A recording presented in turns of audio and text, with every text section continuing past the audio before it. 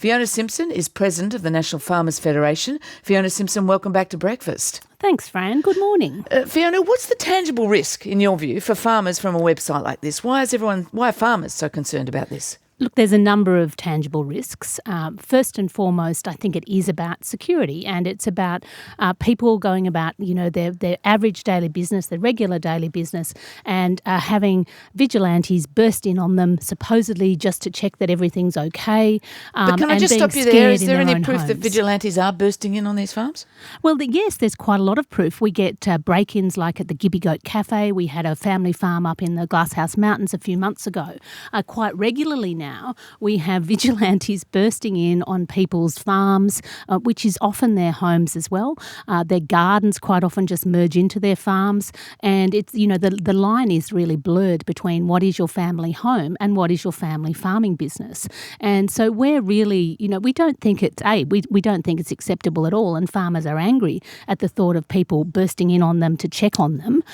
So that's probably the first threat. The second is, and it's a really tangible risk, is around biosecurity. Farmers have very high standards of biosecurity in Australia, particularly if you're a livestock farmer, which many of the farmers highlighted on this map are.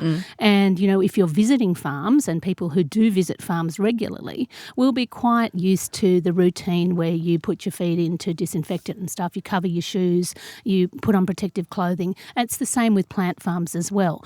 We're very, very conscious of biosecurity. Australia is an island. We have strong biosecurity. We don't want diseases into our food. We Australians like eating safe food, and that's what we can provide here on farm. So, okay, that's a tangible risk. It is indeed a tangible risk, and as you say, understandably, farmers would be angry at the thought of people bursting in on them. But on the other side, Aussie Farms, the executive director Chris Delforce, says this is all about transparency, so consumers can make informed choices about the products they're buying and consuming.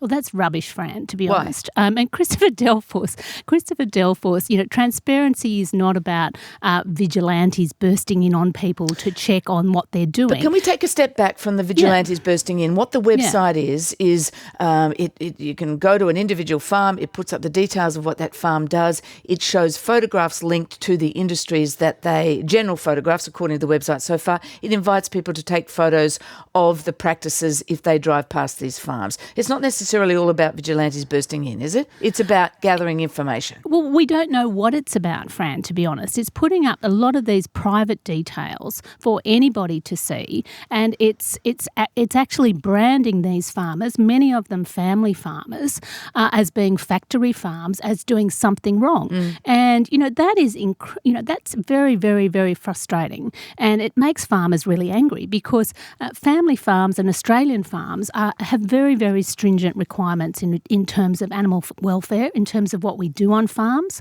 We are governed by a series of regulations, in fact, so many regulations that the Productivity Commission has just recently commented again on how much red tape there is, wrapping up Australian farmers. But the good thing about that is that the consumers know that what they eat on farms is safe, and what they eat on farms, and the animals that they eat on farms, the meat that they consume from Australian farms is produced to the highest standards. What this is about is a group of people who are philosophically opposed to eating meat or to keeping animals for eating meat. Now, that's fine. That's their choice. In Australia, we're allowed to choose whether we want to eat meat or not eat meat. Now, personally, I produce cattle and I'm also a grain producer. So I'm happy if people, and a pulse producer. So I'm happy if people choose to eat meat or to eat pulses because, they're both grown here in Australia and we have that choice.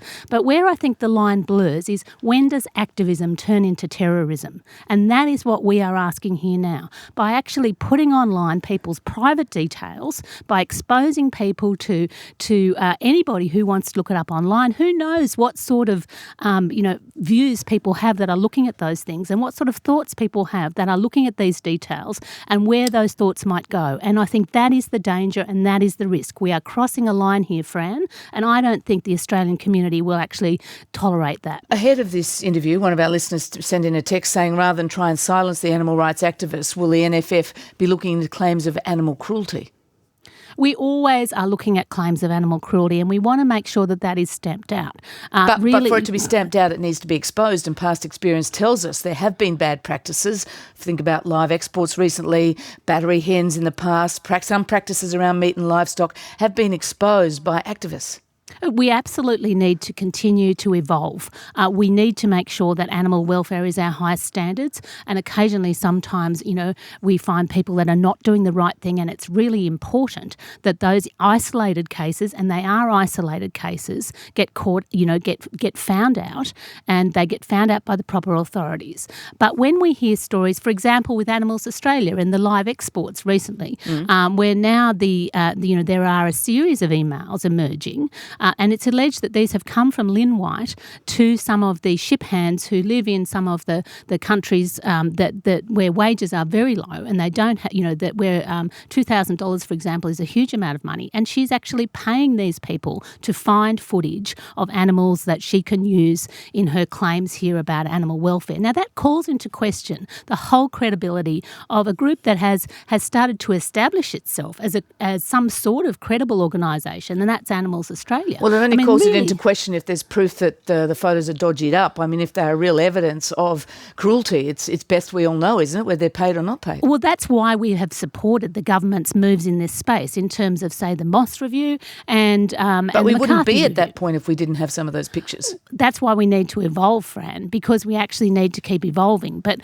where do we taking pictures is one thing, but seeing people breaking into people's farms like they do in the Gippy Goat Cafe, where they have in the Glasshouse Mountains, where they have in piggeries across New South Wales, where we see some of that footage that is on that site that Christopher Delforce has clearly been obtained by people trespassing on people's private property. So what I say is, how would people feel if people were allowed to just come and take photos randomly in their gardens to see if people are doing the right thing in their gardens?